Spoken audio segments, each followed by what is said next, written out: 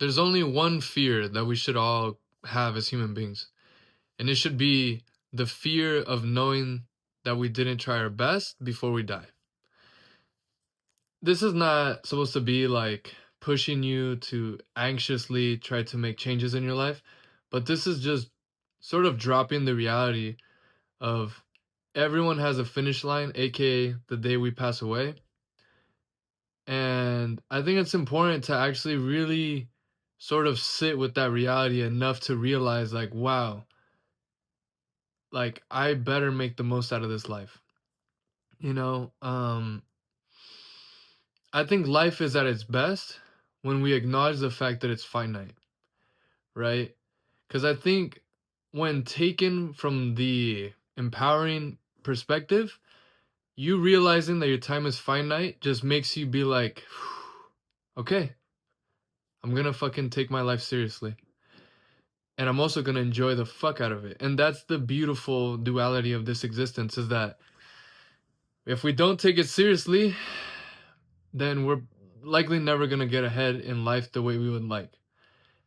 And if we take it too serious, then no matter where we get to or what we attain or what we're experiencing, we're never going to truly be able to appreciate and enjoy what we have.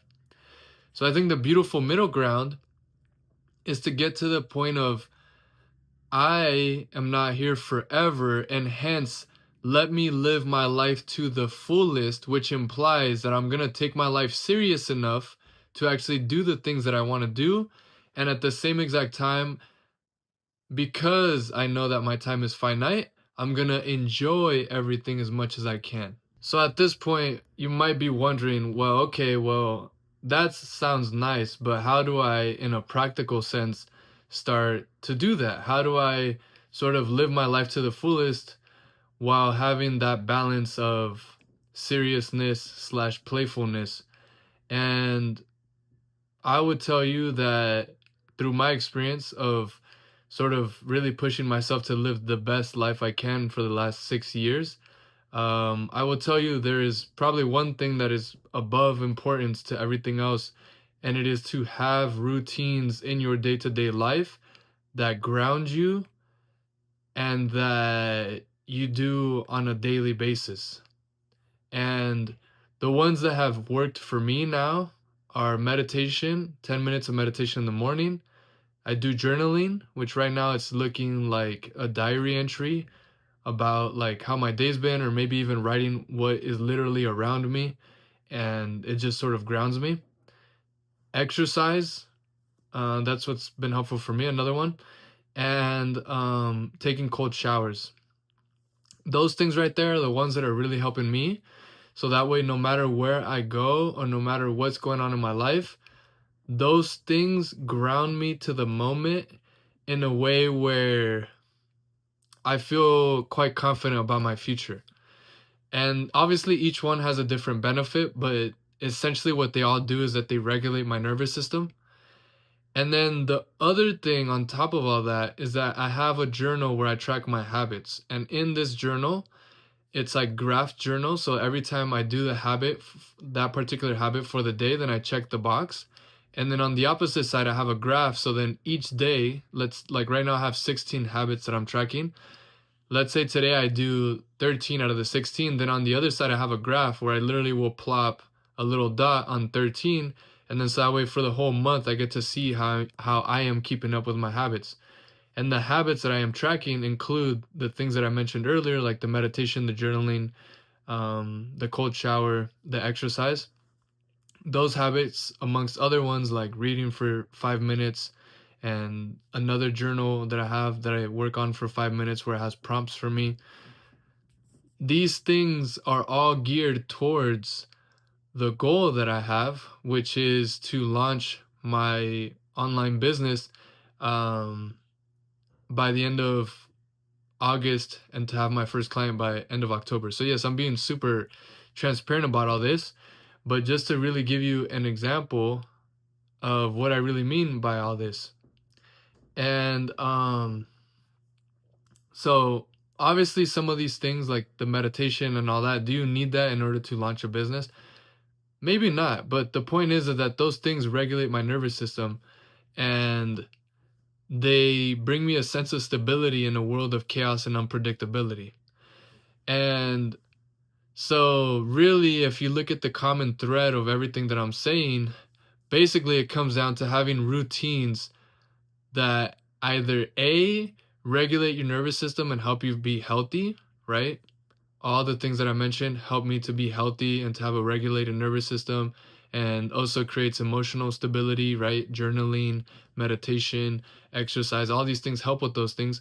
And then the habits that I'm tracking, they help me to feel confident that the goal in which I have in my life, I am steadily making progress. And even on the days where I'm not perfect or I don't hit all the 16 habits, it's okay because I'm able to acknowledge how many of those habits I hit for the day, and then it gives me motivation for the next day. So like if I only did 8 out of 16, it's like the next day it's like, well, I want to push myself to do more.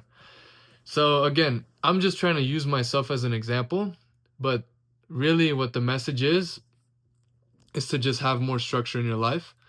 Um and it could all start with just one simple routine like 5-minute meditation in the morning. Or maybe you want to just start off your day with a walk. It can be a 5-minute walk.